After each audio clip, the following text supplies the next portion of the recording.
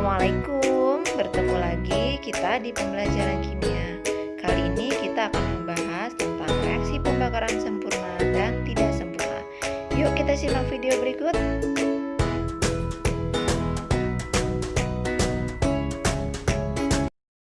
Video animasi kimia, reaksi pembakaran sempurna dan tidak sempurna.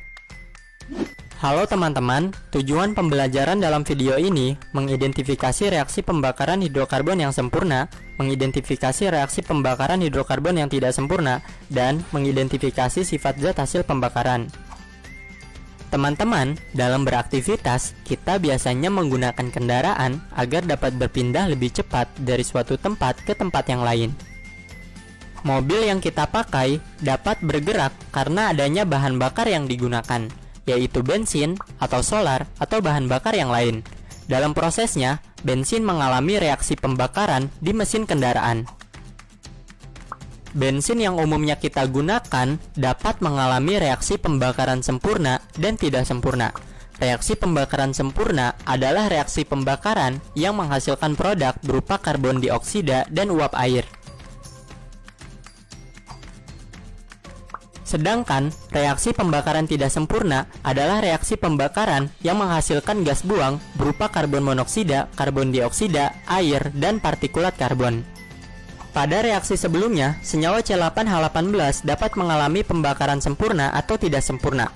Hal ini dapat ditentukan oleh jumlah volume C8H18 dan jumlah gas oksigen. Semakin terbatas jumlah oksigen, semakin tidak sempurna pembakaran yang terjadi. Zat hasil pembakaran cukup banyak, salah satunya yaitu karbon dioksida. Senyawa ini dapat menyebabkan efek rumah kaca sehingga terjadi pemanasan global. Efek rumah kaca adalah kondisi di mana panas matahari terperangkap di atmosfer bumi. Hal ini disebabkan karena adanya gas-gas penyebab efek rumah kaca seperti karbon dioksida dan gas yang lainnya.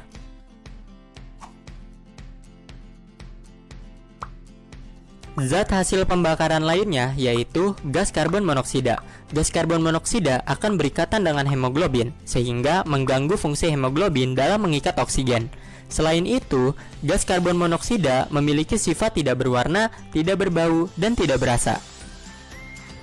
Kemudian, zat hasil pembakaran lainnya berupa partikulat karbon. Partikulat karbon merupakan serbuk halus yang jika terhirup dapat mengganggu fungsi alat pernafasan.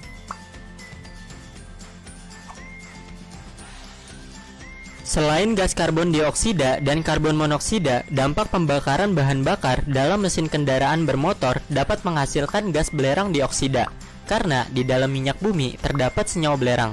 Selain itu, dampak pembakaran tersebut menghasilkan gas oksida nitrogen. Sifat gas belerang dioksida ini saat di udara dapat teroksidasi menjadi gas belerang trioksida. Gas belerang trioksida mudah bereaksi dengan air dan menghasilkan asam sulfat. Saat terjadi hujan dapat menyebabkan hujan asam. Selanjutnya yaitu gas oksida nitrogen. Senyawa ini pada kadar tinggi dapat menyebabkan iritasi pada mata. Selain itu, gas oksida nitrogen ini dapat menyebabkan efek rumah kaca seperti gas karbon dioksida. Berikut ini cara-cara yang dapat dilakukan untuk mengurangi dan mengatasi polusi udara. Yang pertama, kita dapat menanam pohon di pekarangan rumah dan lingkungan sekitar kita.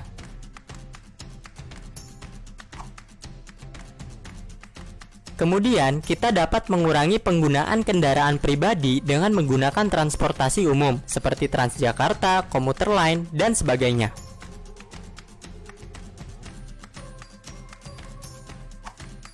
Itulah pembahasan mengenai reaksi pembakaran sempurna dan tidak sempurna. Seri video animasi hidrokarbon dan minyak bumi telah berakhir. Sampai jumpa!